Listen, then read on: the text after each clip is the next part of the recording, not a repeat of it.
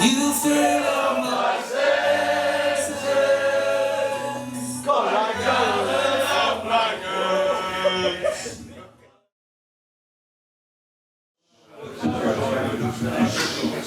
Just want to talk about 97, where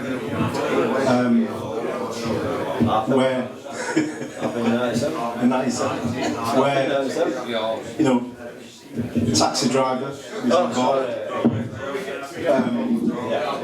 That must have been one fair. What you must have regret. Yeah, big time. I mean, it changed my life, yeah. It changed my life. I was in a great club at Norwich. And I think it happened because we played Sheffield United around that day. We'd had a great result. I think we beat Sheffield United 2-0. And we got, at Norwich that time, we got quite a few young kids in the squad, do you know what I mean? They were it's one of them, Mrs. always said to me, just come home. You can never ever say no, don't you, to your friends. And it, very disappointed because I ended up doing like 6 weeks for Queen. You know what I mean? What kind of role did Andy Johnson play in that? You know, did he sort of like grab hold and say, you know, what are you doing, Carl? You know, no, stop it. No, did he just let you get on with it? I just think Norwich wanted me out. It was pre-planned. John Rhodes smashed the taxi up. I didn't do anything else like that. I argued with the taxi. I admit what I did. As far as I'm concerned, I was not guilty. But he pleaded not like his own barrister and all that. He wasn't involved and all that. He was. I ended up taking a rap for it. And it cost me because I ended up moving down the line. I ended up going to Wigan, which I had a great time at Wigan. Did Johnson contact you when you was inside? John was a great friend of mine. So I never fell out with him. It's one of them things that happened on a Saturday night or Sunday night. And it is what it is. I never hold a grudge. I don't hold grudges to anybody. But you just get on with life, don't you? And what kind of role did the club play when you sort of went inside? Did they send like a representative to Norwich or... Yeah, Norwich, yeah. Norwich, I just think, because at that time I was a big earner at Norwich. So I think Norwich wanted me out. So, to get me off the books, it's a good deal for that. But it's one of them things, is life's life. I don't hold a grudge with Andy Johnson or anybody else. Just get on with it. I suppose like the inmates and that inside when you were recreation duties, everybody wanted to be on your side, or did they want to take lumps out of it? No, there was no side, you just got on with it. You know what I mean? Life's life. I went to Wigan, and the chairman of Wigan turned around and said to me, he says, I don't want to sign anybody who's done anything wrong, do you know what I mean? And he turned around and said to me, he says, the only person who's never ever done out wrong in life was Jesus. And I said, well, if you don't want to sign it, I'm gone. I could have gone to Crystal Palace at that time. I weren't on the arse, do you know what I mean? Isn't it at Wigan, that's where you scored the most amount of goals at Wigan? Well, we won the Otto Winston Trophy at Wembley. I was the captain, so that was a great pleasure for me. Do you know what I mean? To come from prison to get out of shit, I did well. And I always feel like that. I've had a great career. And I've had some good clubs. And I still like what I've done. If people don't like it, so do you know, like, with the amount of goals what he scored at Wigan, what was it? Was it the manager what gave you more trust, more freedom to go and express yourself on the ball? I went with John Dean. Yeah, John Dean signed me I signed for Man City with John Dean. I worked with John Dean at Norwich, and I worked with John Dean at Wigan. So he got great trust in me when he stood on that. But so did Darren. I didn't try to sign me for fly food club. Mitch went to Barnsley, didn't he? I could have done it at the same time. You know what I mean? So I always looked after his own people, you know what I mean? I know you just mentioned about Mitch Wood going to Barnsley then, yeah? But there were strong rumours at the time that no matter going back to United, was it sort of good to that did happen at the time? Absolutely, yeah.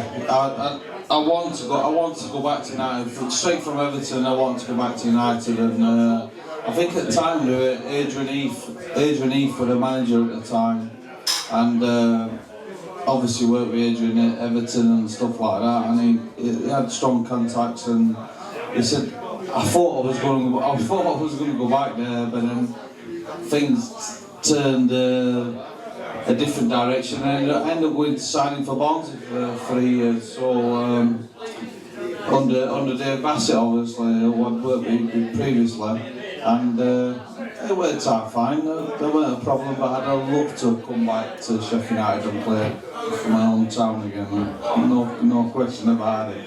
But there were Mr. Neil Warnock there at the time, who was a bit particular on certain players.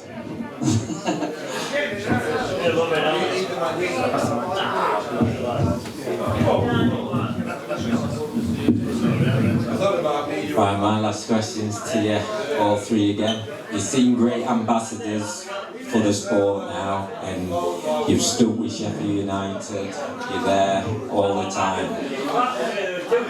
Just like what we do in boxing, we try and get the young ones through, whether, you know, they're on the streets and everything. Now, with Sheffield United being a Premier League now, that's encouraged a lot of schools and developed a lot more kids getting involved with football. What inspirational, if you were speaking to the kids, what advice, one great advice you would put over to any of the kids who you're dealing with nowadays? Fucking hell, it's getting a bit heavy now, isn't it? Dear, oh dear. Is there any kids in? What was it again? What inspirational? If you were speaking to the kids now, the academies and that, If I was speaking to the kids at the academy, what's the one thing I would say? what would you say to them? Like, Jim? had mistakes in your life or what? No, I'm not going to tell them about mistakes about that. Don't go to Magaluf in 1983 would be the main mistake of my life. So I stayed there for 6 weeks. Bassett was ringing up saying, where the fucking hell's Gage? Get him home. Do you know the kids these days? I mean, it is unbelievable how much access they've got to not only facilities but bloody YouTube videos and things like that. You know, you can go on YouTube and they know skills at 8, 9, 10 that we'd never even fucking thought of, had we? You know, we're playing on pictures of mud holes back in the day, you know, in the 80s, 90s, and the kids these days are playing on fantastic 3G pictures and watching skills on YouTube. It's a whole new generation of footballers, and footballers, they're still going to have the physical ability. Kids don't change physically, but technically, all the kids are so good these days. And by the way, the game is changing. The game is changing before our eyes now. We see it in the Premier League with Sheffield United, but it's getting more technical, it's getting more athletic, it's getting more tactical. It's a completely different game, isn't it, from when we're playing. So what I tell the kids these days, just enjoy the game. Don't get too bogged down in this, that and the other. If you have the ability, it will shine through. Just keep doing what you're doing, you know, and good luck, yeah.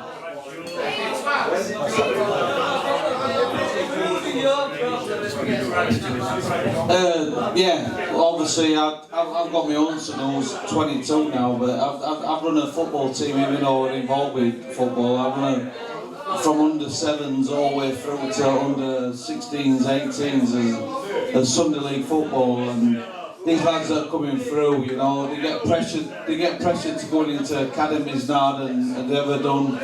And I'd like to just send this advice out to our parents: don't panic. These guys are trained to pressure you into going into academies early doors. You know, if these kids are really enjoying the football, it's going until you're 14, 15, then it comes important. But until then, let them enjoy the football. You know, stick with the friends and the kids who they're playing with, and enjoy your time, because them times are special time. You know, these guys at academies, they come and poach you and say they'll never get a chance again. Trust me, these guys, if this lad's good enough, they will take them. And trust me, that's a massive. There's some guys out there running football teams at the time, and they get these people coming from academies trying to pull them away from the Sunday League football teams. Let them enjoy it. Enjoy the football, because trust me, if these guys get rejected at 7 and 8 years of age, it can kill them and put them off football for life. Because rejection is not a nice thing. So let them enjoy it.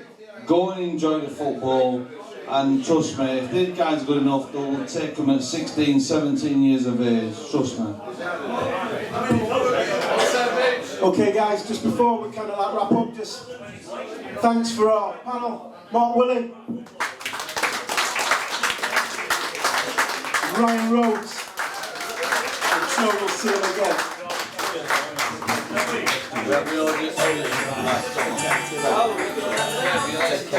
See you later. Yeah, that's what we're doing I'll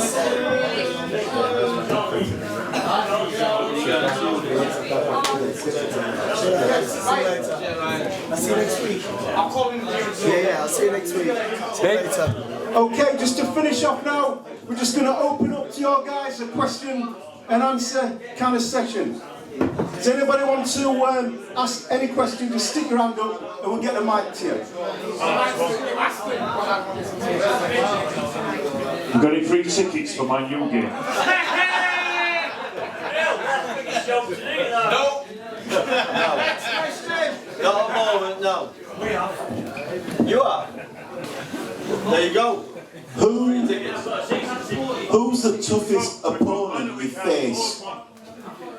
Who's that to? Who's the toughest opponent you face? Who's that to? Who's that to? What all of them? All of them, yeah. All of them, yeah. Individually, who is it?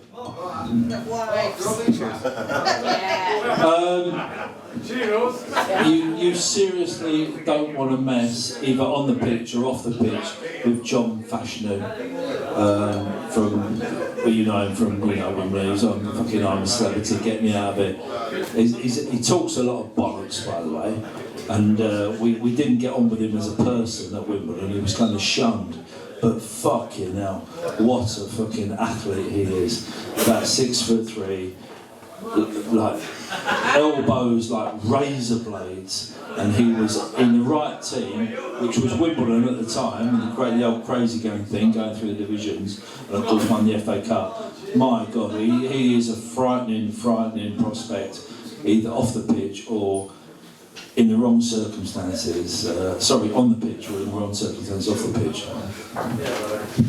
Mine, Stuart Pearce. Every time I play against Stuart Pearce, we have a really good battle. And to be honest, I think along the line I always come out on top. And Stuart Pearce was known as the top boy. Did you or did you not? You thought it was? Yeah, he always thought, yeah. But listen, I always give him a great game. And if he come above me, I come above him. I'm struggling at the moment, but I must admit, I've played against a few top players. I think Peter Beagrie ripped me and you apart at Everton at one point, but I think the worst opponent, even in training, he was horrible. That was Billy Whitehurst. He was fucking horrible. He was the worst player ever. Even in training, he was horrible. Just leave me alone, Billy. I just want to go home and have a shower. He was horrible. Thank you. Right, guys. What's your best part of being a professional footballer?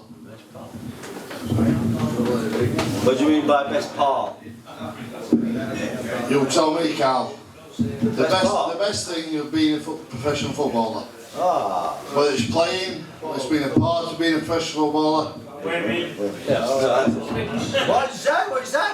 I'll let you answer that. Okay, generally the best part of being a professional footballer is looking back and seeing people's reactions and talking about the career. When you are a professional footballer, it doesn't actually mean we're not on a pedestal. It didn't actually mean that much. That's perhaps the wrong termination, but we didn't think ourselves as superstars, did we? We were playing for fucking Sheffield United, by the way, at the time, so we're not superstars.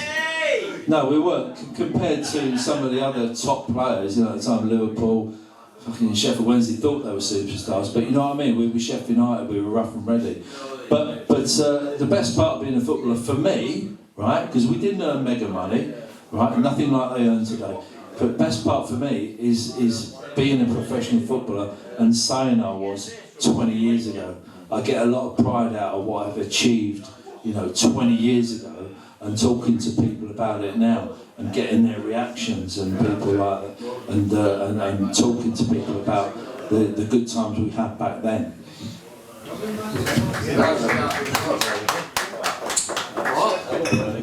What do you mean a bit ago? For me, Marsh, being a professional footballer and turning professional footballer, the nicest thing probably was it's a weird thing you probably don't understand, but turning into a professional footballer, that were sacrificing all my friends or I had at school, work or whatever. I couldn't do what they were doing, They went out, they were going out and night clubbing and doing whatever they wanted and pulling women and stuff. I couldn't do that. I had to do pulling women.